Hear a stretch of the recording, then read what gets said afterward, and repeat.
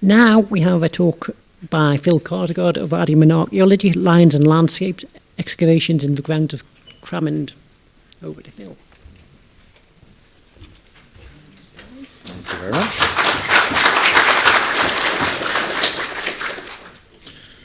Thank you very much.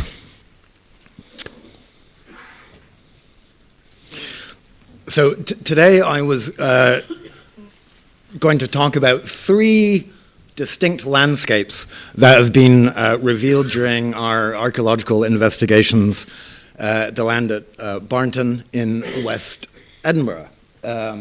Just this year, so this is hot off the press. So Addyman Archaeology excavated two sites.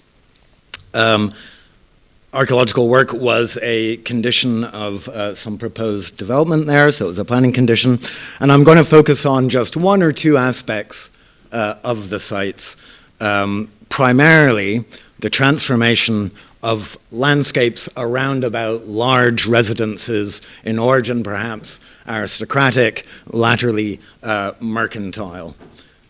So the two sites here, is that my laser pointer? Yep.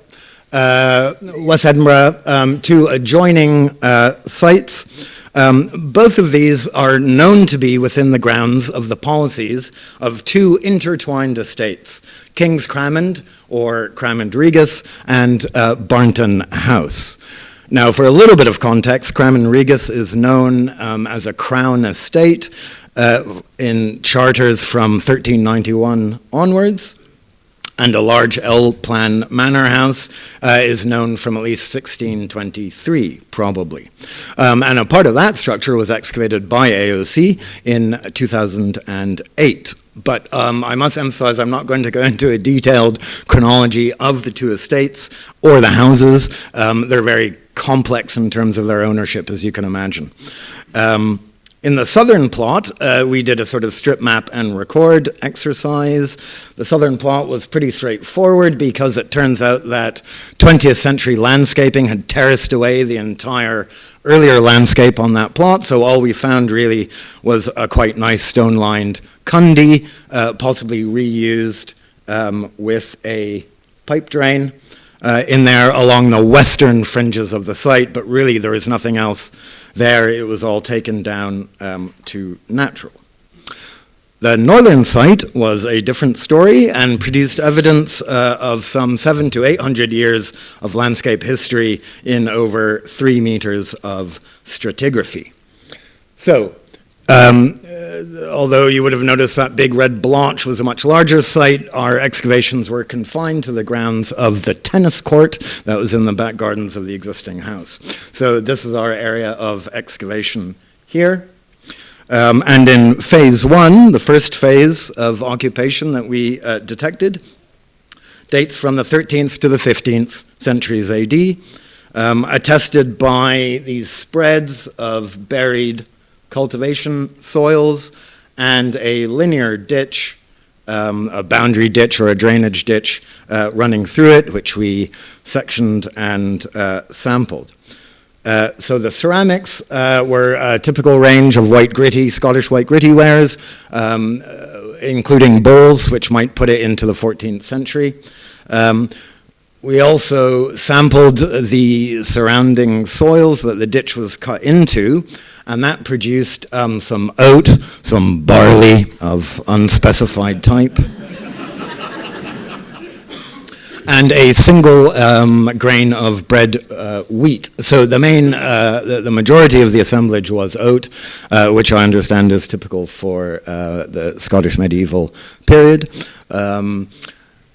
More surprisingly, the environmental sampling also produced both unburnt and highly vitrified coal fragments, undiagnostic slag, and heat magnetized residue. This seems to indicate some sort of high temperature industrial activity happening in this 13th to 15th century landscape, which was otherwise completely unattested by visually identifiable features, and only came out from the soil sampling. So I'm glad we did that in a way. So that is our phase one. We have no real idea what that industrial activity might relate to. But it seems then that that is a productive landscape, it's an agricultural landscape of the medieval period. In phase two, this landscape is completely transformed. Walls were built slightly to the west of north-south, rubble sandstone walls bounded in lime mortar, and in our excavation area, the wall gracefully curves off to the east, and where preserved, these walls have a flat copse. This is a bit of section collapse in which one of the bounding walls were preserved. So we know that we have a bounded avenue running north-south and then east-west, like so. And on the east side of this wall and the south side when it turns off to the east, enormous, flat-bottomed, straight-sided ditches, which I would suggest to you are ha-ha ditches, rising up to what would have been a presumably livestock-bearing field on this side, a ditch to keep the cows or sheep maybe away from the metalled roadway, which was on the east and south sides of these walls. So here's one slot that we planned. That's the wall running north-south, the ditch on the eastern side of it, and on the western side, this metalled roadway going north-south and then turning off to the west. So that was a major reworking of the landscape. And it created a sort of orthogonal layout, which is visible on Roy's military survey of Scotland, surveyed around 1752 to 1505. Of these squarish bounded fields, and the red box there is roughly the area of our site. This landscape may have been imposed around about 1718 when John Douglas Hamilton, the first Earl Ruglan, united the estates of Barnton, which is closer to Davidson's Mains to the east, and Cramond Regis into a single landscape design comprising these orthogonal fields and so on. So our datable small finds from the tops generally of the lower surfaces of these surfaces I've just described cluster around the 1780s and 1790s. So a little bit after the first installation of this landscape. Now at that time, the house had fallen into the ownership of William Ramsay, who also owned both estates, and in 1794, Cramond Regis itself, the house, was remodeled and greatly enlarged to plans by Robert Adam, the great Scottish architect. It's maybe in this later stage that we get our phase 2B, in which that landscape is entirely, well, is remodeled again. Oop, did I go the wrong way? Nope. We're still in phase 2A, sorry. I meant to say that we also had drainage features involved in this phase, so big, large stone drains, and one of the interesting things about those is that they articulate with the north-south stone walls, these ones here. So where that stone drain meets the curve of the wall, there is a sort of Mycenaean gate, a flat-topped drain running through it. So this seems to be a comprehensive building program all done at one stage. So it may have been around about 1794 when Cramond Regis, the house itself is being remodeled by Robert Adam, that they rejigged the landscape and essentially have the same layout, but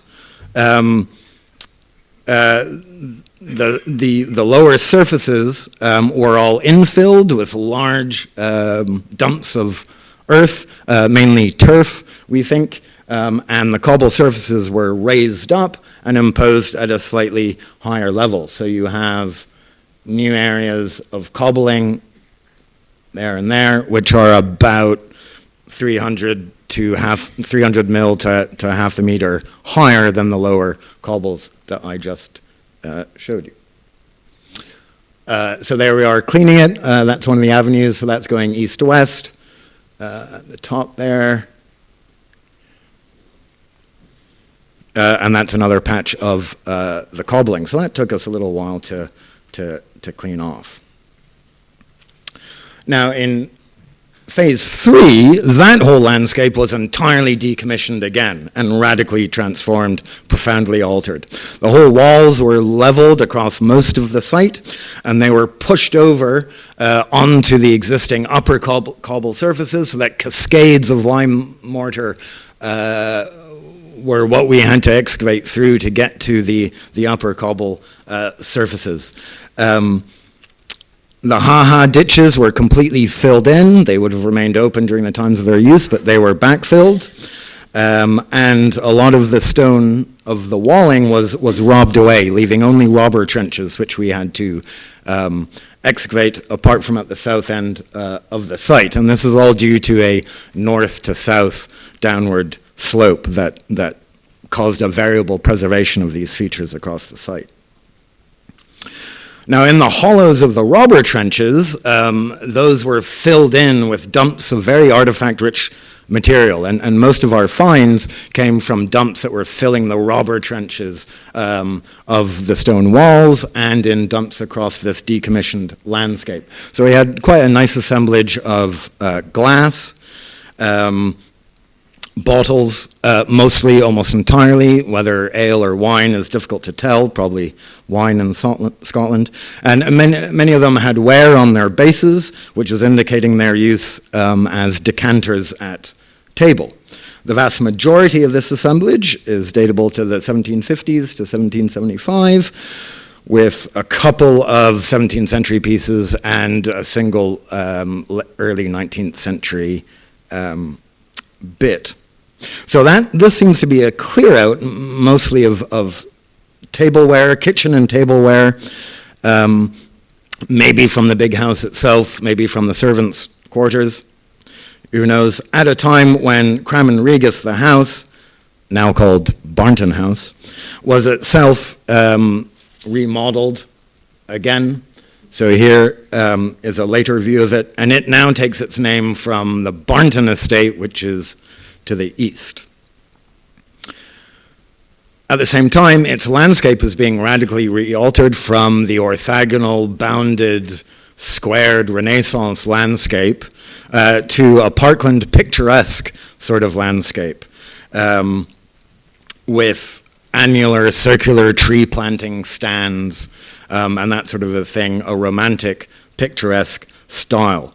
Probably happening around 1811 to 1815, when, as I said, the house is being modified again under the ownership of the Ramsay family.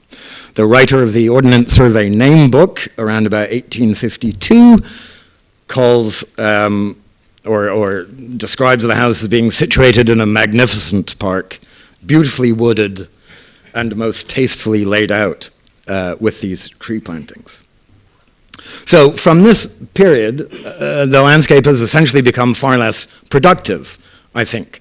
Apart from sheep rentals and the sale of hay, which the owners of the house were gaining from, this is now essentially a pleasure garden around about an aristocratic or mercantile major house. Now, so I said that in phase 2B, the cobble surfaces that we had were raised up and new drainage was installed. So it was in the course of excavating that we were slightly surprised to find a little bit of worked stone in amongst the stones. And you can see that emerging there and there. There. I mean, I say worked stone. What I mean, of course, is an elaborately carved in the round stone lion That is about 640 mil high, 370 by 320 millimeters long and wide. It's carved in the round. It's truncated on its body side over here, and it's accompanied by a second lion, only the paws of which remain. So these had been placed facing the curve of the wall as it curved to the east, and placed in this very profoundly altered landscape.